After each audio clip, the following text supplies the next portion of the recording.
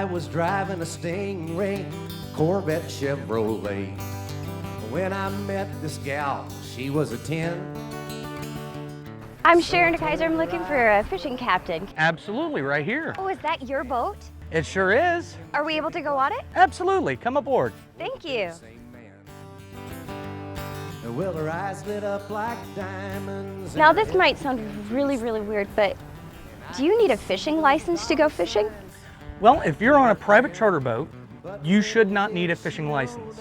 If he is a reputable charter fishing captain, he should supply the fishing license for you. If you're fishing from the shore, from your personal boat, or anywhere else, a fishing license is required in fresh and salt water here in the state of Florida. Okay, so I could fish off the dock as well? You can, but you still need a fishing license Okay. to fish in Florida waters. So all those people that I saw on the bridges from US 1 all the way down, all those had license? Well, let's hope they did. Okay. So what's the size of fish, or how big can I catch? Well, maybe bigger than you want to tangle with. I've got guys that come fishing from all over the world that come down here and target big fish, and sometimes it's a little much for them. So, as big as you want to try to handle, we can do that in down here in the Florida Keys. What makes the Florida Keys so amazing for fishing? What makes the fishing down here so great is the diversity of fish that we do have. We've got everything from tropical fish to coastal pelagic fish to offshore fish that are also pelagic fish. So with a wide range of fish that we have down here, anything is possible. Any type of fish that you can think of that's caught anywhere in Florida, you can pretty much catch it right here in the Keys. Where a lot of other places in Florida, from the Keys north, you get a lot more limited species of fish that you are able to target.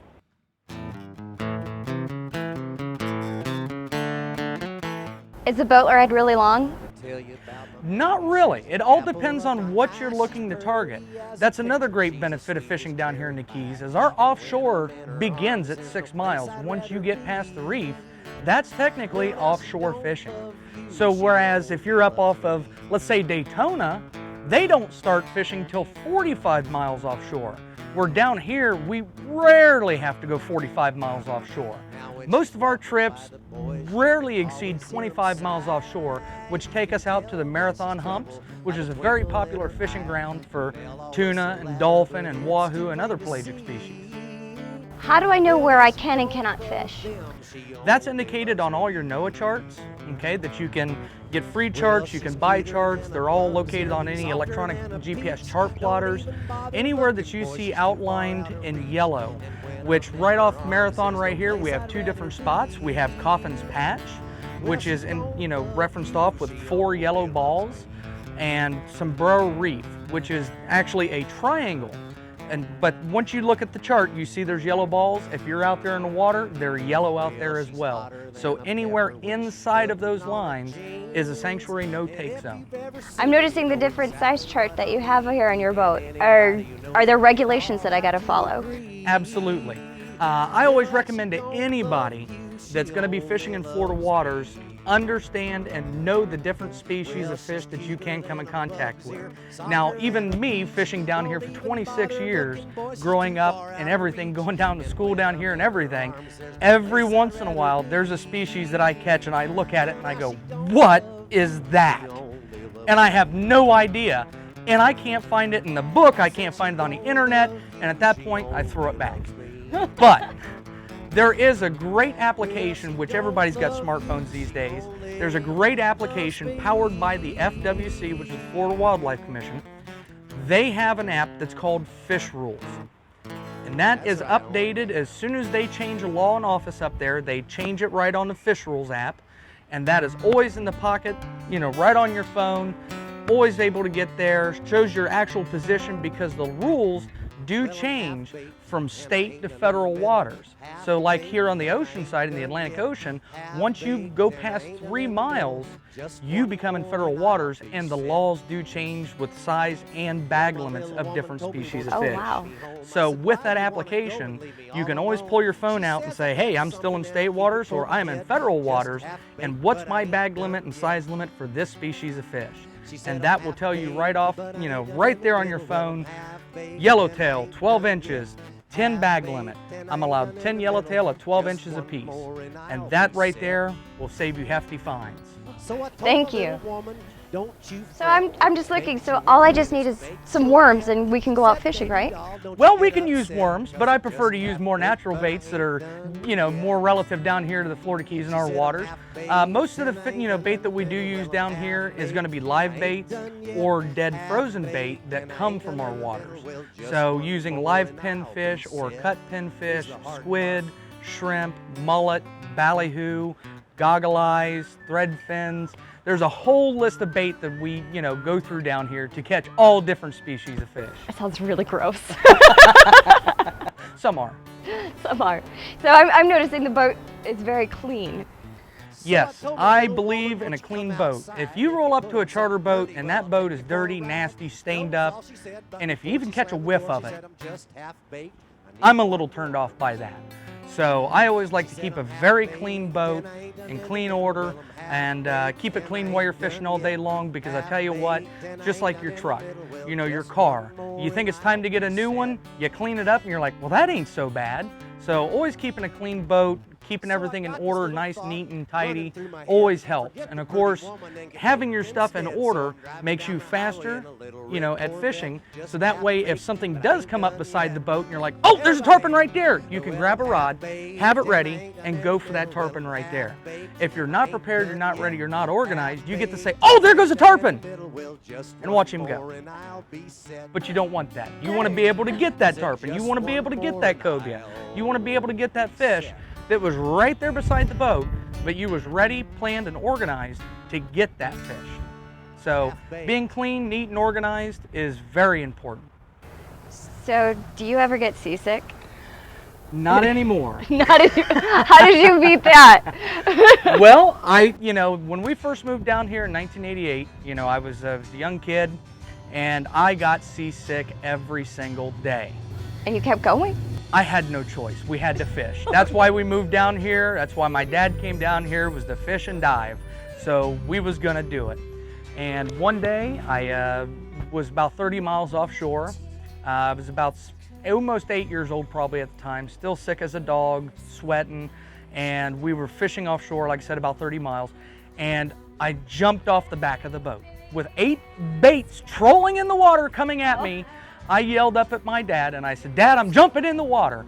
And I jumped in the water, and just like that, I was cured. There was no more seasickness, and I haven't been seasick since. And after telling that story to many of my customers, I've actually had a lot of customers tell me they had similar experiences where it equalized them getting in the water and away went their seasickness. So anybody that comes onto your boat that feels sick, you just recommend just to hoist them off? There's different remedies. If I've been sitting out there chumming for a while and I've got a bunch of stuff behind the boat that maybe not be friendly to swim with, not recommended. But there's medications, there's pills, there's bands, there's inhalants. There's all different kinds of ways to prevent seasickness. And also, if you do get hot on the boat, I do have fresh water to hose you down with and cool you off. That sounds wonderful. So what do you do for young kids that are very small? Do they get to go fishing with you? Absolutely. I love fishing with kids. Watching a kid hook into a fish, he may fish fresh water and he may catch little bass and little bluegill and sunfish and stuff like that. But watching him hook into some of the fish that we have down here, even though it may just be a mangrove snapper or a yellowtail, watching their eyes light up when that rod bends over and the drag peels out and it's screaming and they can't stop the fish, watching the excitement on their face is just surreal sometimes. It's just a great feeling knowing that you're setting something in their mind that they will never forget. They will always remember that time fishing. Have you or somebody on your boat gone overboard? No, not without my permission. But there has been a few times where I have bear hugged a few guys from going over the side of the boat, hooking some of those big fish that they were trying to target. Big monster Goliath Grouper, or Jewfish as we used to call them. They get 750 plus pounds. And hooking into them, you have to use heavy tackle, you have to use heavy drag, And sometimes if it's their first time ever targeting, they can't understand or appreciate how hard they really do pull. So when they're standing there thinking they're just gonna fight that fish, and all of a sudden they realize that there's 30 pounds of drag on that, and it rips them right to the side of the boat and almost wants them to go over, there's been a couple of times where I have grabbed them and held them back in the boat. Do you have safety precautions in case someone has gone over? Oh, absolutely, absolutely. Just as any charter captain has, you know, we have throwable devices, you know, that's got 70-foot ropes on them and everything else. You know, life jackets and everything should always be easily accessed at any given time. So if anything's ever to happen, absolutely. Tell me your favorite fishing story. Wow. As many days as I've fished with different customers, my favorite fishing story, it couldn't be wrapped up into one story. I've seen such amazing things out there. I've been out there fishing with a father and 2 kids and came across a whale shark that was about 30 foot long, you know, out in the middle of the ocean, and we got to spend some time with that whale shark. And if you've ever been one-on-one with a whale shark, it is just an amazing moment to see that big, huge whale shark just gliding through the water. They're just a beautiful animal. So, you know, all the wild stuff from fish actually jumping in the boat, you know, sharks, just things that happened by the boat. Just a week or so ago, we was out there tuna fishing, and literally, I'm telling you, 10 foot behind the boat, we had a big shark come up and take his tuna right as we was trying to take it out of the water. And that happens. And that's also why I don't recommend people swimming offshore too much, because you never know what can happen. When you're fishing and you're trying to bring all the fish into you, you're also going to bring in predators. And when you bring in the predators, there they are. You know, so you always want to take precautions about where and when you do get into the water. Sounds wonderful. It sounds like an exciting trip. Is it a long adventure to be out on a fishing charter? The fishing charters range anywhere from 4 to 6 to 8 hours or plus. You know, sometimes I get customers that want to stay out there longer. They want to fish, you know, into the evening hours, watch the sunset as they're coming home over the water. I mean, you know, when you're down here in the Keys, take advantage of everything we have. The sunsets are beautiful when you're looking at them over the water. So, you know, the fishing charters can range, like I said, anywhere from 4 hours on up.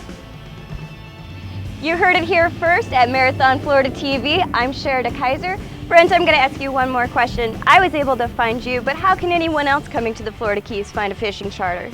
Well, just driving up down US 1. A lot of guys advertise right on US 1 from Key Largo to Key West. You can search the web for Marathon fishing charters, Islamorada fishing charters, Key Largo fishing charters. Wherever you're going to be located, you know, that's the search that I would target. Is the key that you're staying on, that's where I would go with. As far as finding a reputable charter captain, you know, I would do internet research on them, call them, talk to them, find out what kind of personality they have. Make sure you don't get a grumpy one. Make sure they're tolerant. If you have kids, make sure that's going to be okay. You know, and you can also look on, you know, different sites like TripAdvisor, where people can give their, you know, captain's reviews and such like that. So that's the best way, really, to find charter captains in the Keys. Wonderful. One last question. Do you love your job? No, absolutely not. I hate fishing. I just like getting on the boat every day and having a good time and catching. Well, you've answered all my questions. Thank you so much for your time. Certainly, if I'm going to be looking for a fishing charter in the future, I'll be giving you a call. Thank you so much. Well, thanks a lot. I appreciate it.